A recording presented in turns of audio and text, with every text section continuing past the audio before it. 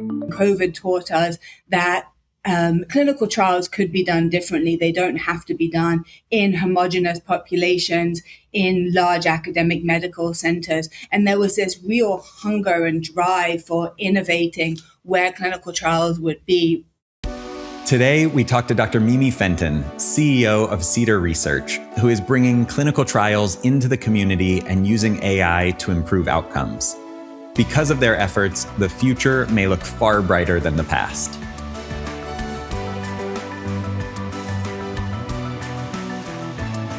Mimi, this question may work better as a rule out than a rule in. As what part of the pharmaceutical world have you not touched? We'll talk about your pre-Cedar CEO life. What brought you to this point? You know, Alex, I'm so honored to have had the opportunity to sit in lots of different seats and really see the pharmaceutical industry as a whole. My first chapter was in academia. I spent a lot of time in school, which culminated in a PhD in epidemiology. And then I spent a couple of years in academia, some kind of a semi-postdoc, just long enough to realize that I was not interested in an academic career and I didn't want to go down the professor route. And so I made my move into industry. Making a move into industry is really, really difficult. It's hard for folks to do from academia. And so I was very fortunate to get a wonderful opportunity at a consulting company in DC, actually, that worked with lots of different pharmaceutical companies. And I spent a little bit of time there in real world evidence. I was fortunate to graduate with an epidemiology degree at a time when real world evidence was becoming all the rage. And so there were opportunities for epi within industry that were outside of safety and pharmacovigilance, and really thinking about how can we leverage big data to enable drug development when it comes to access and speed and inclusion. After being in the consulting group for a while, I actually had the opportunity to move over into pharma with one of my customers, in fact, from consulting. And I went over to Sanofi and helped to build out the real world evidence group there. That was a wonderful opportunity because real world evidence at the time was created as a lateral function, meaning we worked across the different verticals within Sanofi. So I had the opportunity to work with R&D, with commercial, with med affairs, with publications, with all of the different groups, and really get a sense of what does drug development look like from inception all the way through to commercialization with this lens of big data, right? How can we leverage big data to accelerate?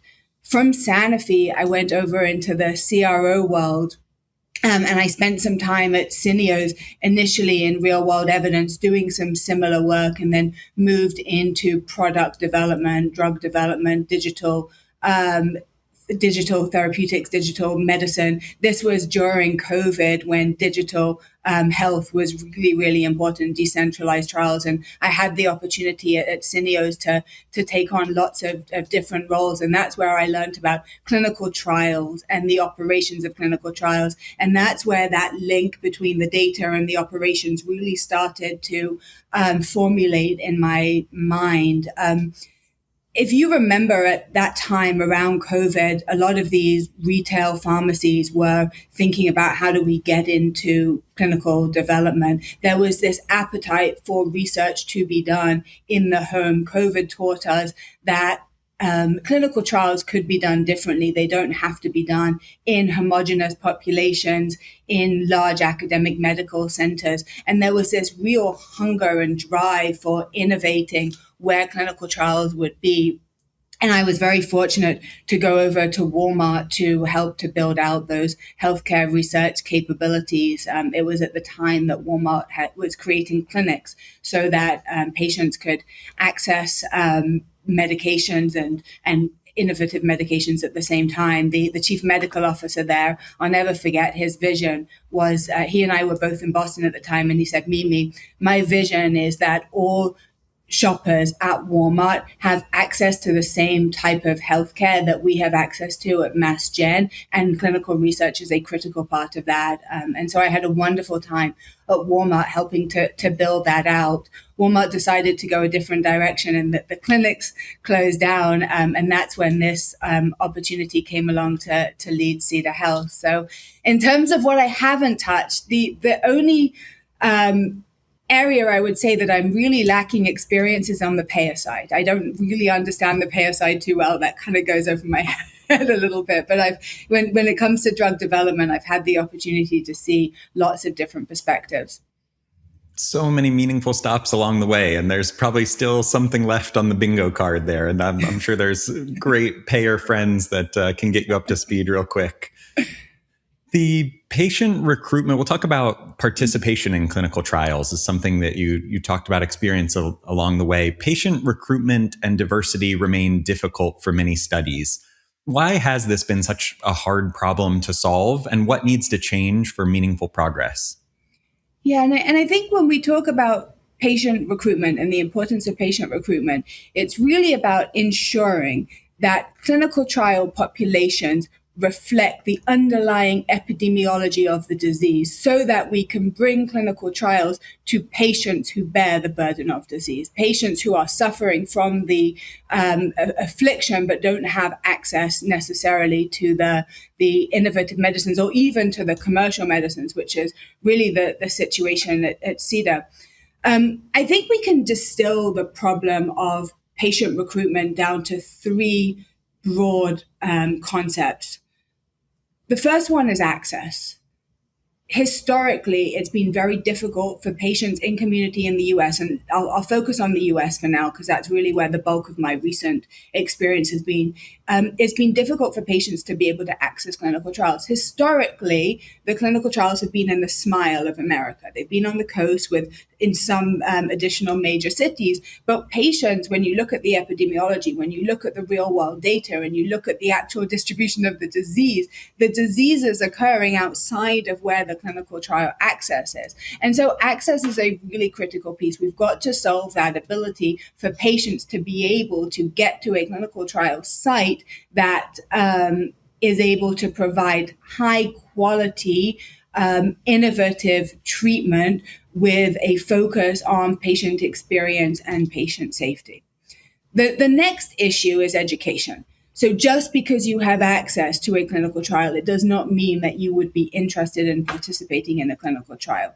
And particularly when it comes to hard to reach patient populations, and these are patient populations that over-index on many of the diseases that we are currently investigating. Patients have various conceptions, often very rightly so, about the medical world, mistrust for the healthcare system, and concerns around the idea of participating in clinical trials. And that really requires a systemic focus on clinical trial education to communities to build trust from not only sites, but also from the industry. And that's something that we're really focused on at Cedar. We do a lot of community engagement. We only bring our pharmaceutical sponsors to the table in the community engagement if they commit to us that this is a long-term commitment for them. We are not interested in bringing pharmaceutical companies to the table that want to come in and recruit and move out. We're working at Cedar with populations that we've spent years and years building trust: Native American patients, African American patients, Hispanic patients. And we've made our commitment to them to fully support their holistic patient journey through our relationships with their physicians and through our facilities. And we ask the same of our sponsors as well. And then I would say that the last piece is really about support. You can provide access and you can provide education, but you have to understand how brave of a choice it is for a patient to decide to participate in a clinical trial. I personally have had family members participate in clinical trials, and being on that side is really eye-opening. And it's very much changed my my approach to how I think about these things. It's not enough to say this is a clinical trial and this is why you should participate. We need to make sure that we are holistically supporting the patient, really embracing that very brave journey that they're going on. Just picking up the phone to answer our call or to call us and say, I'm interested in a clinical trial is a very, very brave thing to do. And so the site and the community and the industry really needs to focus on what are the things that need to happen for patients when it comes to support to get into the trial, through the trial, but also after the trial. What happens, for example, when you bring a patient into a clinical trial for an obesity medication and they lose 1/3 of their body weight and their life is transformed, and the clinical trial then finishes and they are underserved, don't have health insurance, and don't have access to continuing medication. So these are all the things that we really need to think through as an industry in order for us to activate that 95% of the patient population that currently are not participating in clinical trials. Wow, that's obviously a huge number. And I love how you focused on the people and you focused on the relationships, both with the people in the community setting and with the pharma companies that you support. I think there's a mindset shift of let's get this trial done versus let's get this disease taken care of and let's solve the problems for the long term. Your work at Cedar Research centers on expanding access to trials in the community settings. What does that actually look like in practice? And how does bringing that research closer to where a patient lives change what's possible? Yeah, so, we have such an interesting model at Cedar, and this is why I was excited to join the organization as CEO just about 18 months ago. We know that clinical trials need to be done in the community. That's clear. The issue with doing clinical trials in the community is in engaging the community physicians. Community physicians are very, very busy. They can be seeing 30, 40, 50, maybe even more patients a day. A lot of the time they are limited in space, they're limited in resources. And so a traditional model of trying to enable community research is let's go into a community clinic and let's enable that community doc to do the research. I think in doing that, we really underestimate the burden that we're putting on the physician.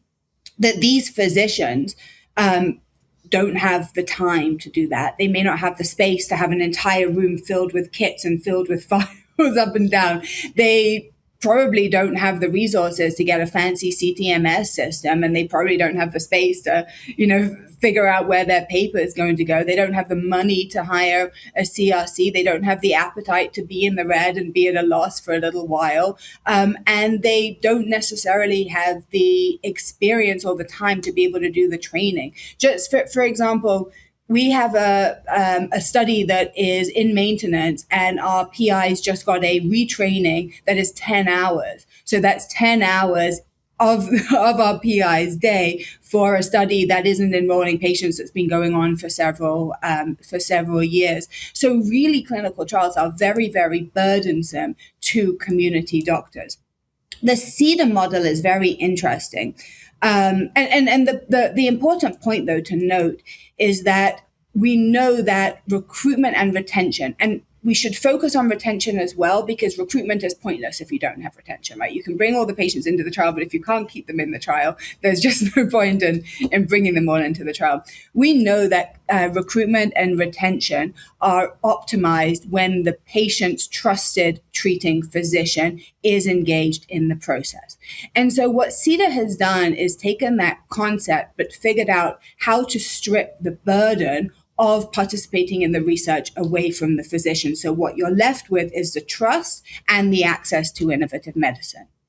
We've developed a model of putting centralized sites across the DFW Metroplex. And for those of you who are familiar with the Dallas-Fort Worth area, it is huge. It takes 2 hours sometimes to get from one of our sites to another site. And we're also really fortunate that it is so richly diverse in terms of the underlying demography. And so we've placed our sites strategically across DFW to serve as the research arm for hundreds of physicians across the Dallas-Fort Worth area. And so our physician partners, we call them our practice partners, are able to offer clinical trials to their patients without having to take on any of the burden of work themselves. We have a proprietary AI system, it's LLMs, that feed into the physician's EMR that quickly reads whether or not a patient could be eligible for a trial.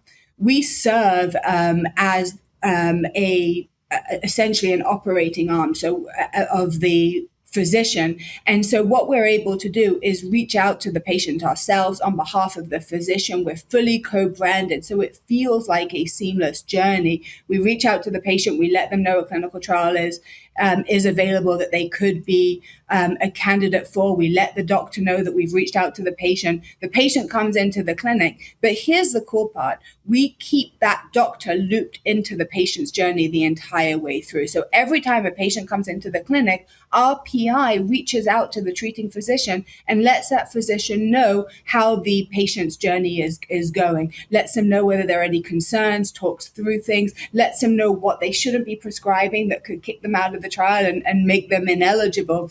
And so we really have this very seamless approach where we've integrated Cedar Health and clinical research through intelligent use of AI and our relationships into the ecosystem of trust that already exists between the physician and the patient.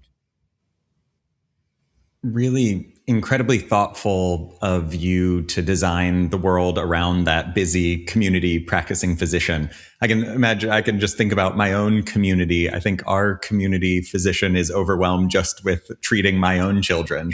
And so it's really heartwarming to hear that sort of thoughtfulness of the design. You mentioned big data, you mentioned LLMs, you mentioned AI. So we're clearly seeing rapid innovation, and sort of every day a new article comes out and a new breakthrough that we thought was a few years away is already here. And so where are you seeing data and technology actually make a meaningful difference in clinical research today?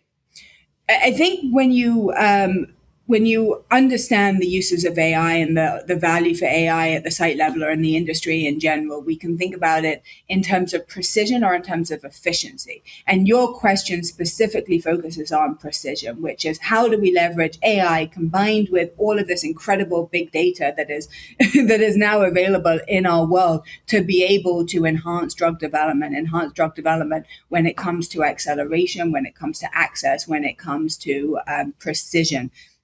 And so what we're able to do at Cedar, how we've really been born, is with this idea of taking the human away from chart abstraction.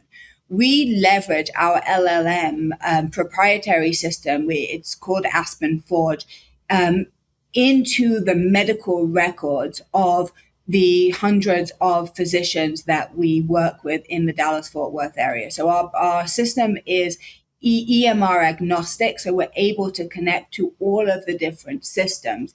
And then what we do is read through the medical charts with incredible precision and incredible speed to identify whether or not a patient could be eligible for a clinical trial. And I'll tell you a really interesting example. We've done a lot of work in women's health. We are connected to lots of women's health physicians and clinics. And we were working on a study where we were looking for patients who had had a hysterectomy. And our EMR system, our Aspen system, flagged a patient as having had a hysterectomy. But there was no ICD code, no CPT code, nothing in the notes that said hysterectomy. But what the doctor had written, and written not in the right place, written it in a place that was unusual, is that the patient had had a voluntary removal of uterus. And so the LLM Aspen came back to us and said, this patient has had a hysterectomy. So that's really how we're taking AI to the next level to think through what are the ways that we can speed it up. Because for a nurse practitioner to review hundreds or thousands of medical records, we have 2 million medical records that we're connected to, would just be it's completely inefficient. Our nurse practitioners are much best served serving our patients and working with our patients and working on the experience. And so what we're able to do is leverage the technology to bring the right patient to the right trial. We're also focused on various pilots now to take this to the next level, particularly thinking about how can we combine claims with the EMR to allow us to identify the right physician at the right time. Unbelievable in amount of records and in the ability for an LLM to pull out that information and potentially a human would have missed. There's big controversy right now in the world of global football, soccer, about a star athlete getting an MRI on the wrong knee and just how that sort of came about and things. And so just the ability to pull information from big data and be able to personalize, like you said, just is a future that we all look forward to. If we fast forward 5 to 10 years, what does the clinical research site of the future look like? Is it still in the community? Is it at home? Is it in a way we haven't thought of yet? How will the sites work differently with sponsors, CROs, and health systems?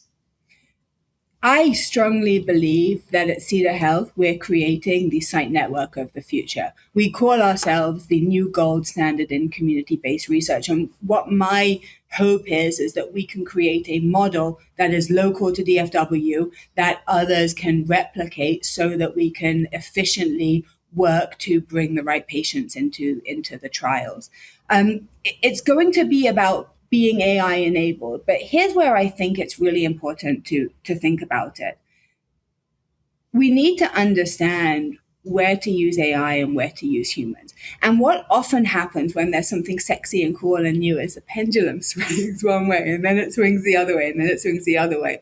And what we're really focused at Cedar at doing is enabling our people to work at the very top of their license. So we're not looking for AI to replace our people. We're looking to create a digital workforce that is going to allow our people to shine at their very best level. And so AI is critically important in a lot of things, but there are also going to be areas where we need the human touch. And I'll give you an example. We have a call center, and there's a lot of manual work that our call center does. Scheduling appointments, texting, other kind of things. I would like all of that to be replaced by AI so that the incredible work that our clinical trial educators do on the phone can be multiplied because they don't have to worry about texting patients to schedule. They just focus on doing the education. And that's really important because of the types of patients that we're working with. We are not working with professional patients or patients who are necessarily familiar with clinical research. We're working with research naive patients in the community who are learning about this concept for the first time. They may need 40 to 60 minutes 2 or 3 times a week before they're even willing to come into the clinic. I want our clinical trial educators to just be focused on that human touch and leverage AI to do all the other things so that they can do their very best job. And that's just one example, but we're working to ensure that our clinics and that our sites are AI enabled intelligently, but that we don't lose that human touch. I love the vision and the usage of AI sort of to help humans be the best humans we can.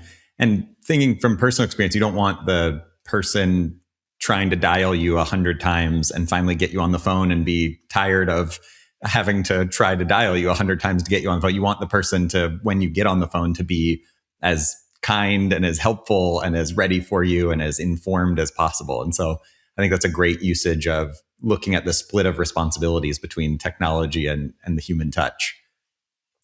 If you could change one thing about how clinical research operates today to improve access, speed, or outcomes, what would the one thing be? It's a really interesting question. And I kind of want to take this question into more of an execution realm. I think as industry, we know what we need to do. every conference you go to for the last 4 or 5 years has the same topics about all the things we need to do.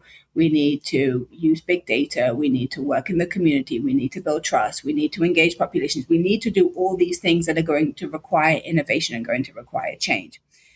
And for the most part, we haven't seen a huge amount of progress, even though the same topics come up again and again and again. And we talk about how important it is, and we sit and admire the problem. And my evaluation of it and what I've seen is that the level within organizations that we need to engage is not being engaged.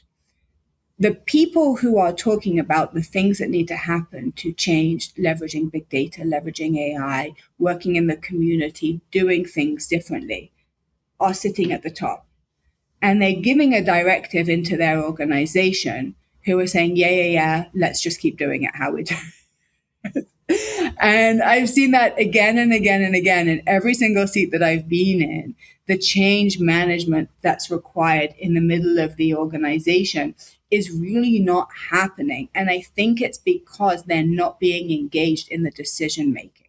And so I think that for us to change the face of research, for us to accomplish COVID outcomes in a way that's not just throwing manpower at it, but it's intelligently leveraging all these modern tools at our fingertips the way other industries are, we really need to think about who we're engaging in that decision making. The people that need to be engaged in the decision making are the people who are executing the actions that are coming from the decision. And that's really where I think we need to make a shift. And since I've come into Cedar, we've made all kinds of changes and we've had lots of change management and we're doing things very, very differently because, I'm a radical and I want to create the site network of the future. And the key for us to be able to do that has really been to engage the senior CRC. So to be able to engage the people who are doing the things that we're asking them to do. It's not to engage the vice presidents and the executive directors, or even the senior directors or the directors. You can get that level on board pretty quickly with new exciting ideas. Is to engage the workforce who's going to be executing those ideas. There was a reaction to one of the big conferences that the takeaway that the person wrote about was essentially, if you go to one of these conferences and you listen to the speakers on stage, you imagine that the healthcare system is very different than the one you actually leave the conference and go experience. And so that gap between what's said and what we all know are the problems versus the execution of what we're actually doing in the health system, so that when you experience the healthcare system, it's different. There's a large gap there. I love how you focused on the execution side is really what's important. You had touched on earlier about patients. Just this statistic, I think it was 95% of eligible patients don't participate in clinical trials. Many patients don't realize that clinical trials can be a part of their care journey. How do we change that perception so research becomes a more natural option for both the patient and provider side? I think it's really about being embedded and integrated into their trusted environments. So that, and it's about multiple touch points. So I'll give you an example. We work at Cedar with the Native American patient population. This is something that our Vice President of Engagement, Amy Walls, has been very, very passionate about. She's Chickasaw and Choctaw, and she started this relationship about 3 years ago. She knocked on the door of Texas Native Health. It's a wonderful organization that serves all tribes across North Texas and Oklahoma, recognized and unrecognized. And she kept hearing no, no, no, no, no. And then finally they said, okay, come to one of our events. So we showed up at one of the events. And then we showed up again. And we showed up again. And we showed up again. And all of a sudden people said, I know who you are. I've seen you here before. And then they're starting to understand us, and they're starting to engage, and they're starting to ask for more. And this year we were able to actually integrate a site within the Texas Native system. From what we understand, this is the first time a research site has ever been integrated into a Native healthcare system. And so that was only possible because we really focused on being present and engaging and working to make sure that we were a recognizable name within the patient population. We didn't just show up and say, here's clinical research. All right, let's leave. We said, what are the things we can do? We made ourselves available. We participated in events. We did all the things that we needed to do to be present in the patient's trusted environment. And we're now replicating that across lots of different communities. We work with a Korean community church. We work with senior centers. And we've really focused on creating these hubs of trust that we can engage with and try to create value outside of clinical research. A future where showing up is the most important word is such an important future for all of us in the healthcare and life sciences industry. You're off the hot seat of answering the pressure, although maybe these next questions are as pressure filled, but we always include a speed round to get to know you a little bit. You do incredible work at Cedar Research and just shaped such a beautiful future for us. I think you're going to find people, listeners will want to move to the Dallas-Fort Worth area so that they have access to the future you're creating. And so really excited about that. Now we get to know you a little bit more. So physical book or audio book, what's your choice? Anything Walter Isaacson. He's my favorite. All right. So it doesn't matter voice or it's just author. Love it. Morning person or night person? I'm such a morning person. I wake up early, I get everything done, and then I'm exhausted by 5 o'clock. Mountain or beach? I would have to say at this point, beach. I think that the idea of sitting on a beach for a little bit sounds wonderful. Between Wormad and Cedar, I had the opportunity to spend some time in Bali, yoga on the beach. Yeah, that was really nice. All right, so we take us back. Preferred way to work out? I'm a bit of a gym rat. That's my thing. I love lifting, but I also like to box. Ooh, that's a new one, actually. That's a great one. Favorite, this is the complete opposite of the workout one, but your favorite flavor of ice cream? You know, I like going to those frozen yogurt places that have lots of different flavors, and then you get to try all of the different ones. But I always choose salted caramel when they have it. That's excellent. As a person who judges others on their ice cream flavor, I am judging you as a good, having good taste. Salted caramel, I think you've done it.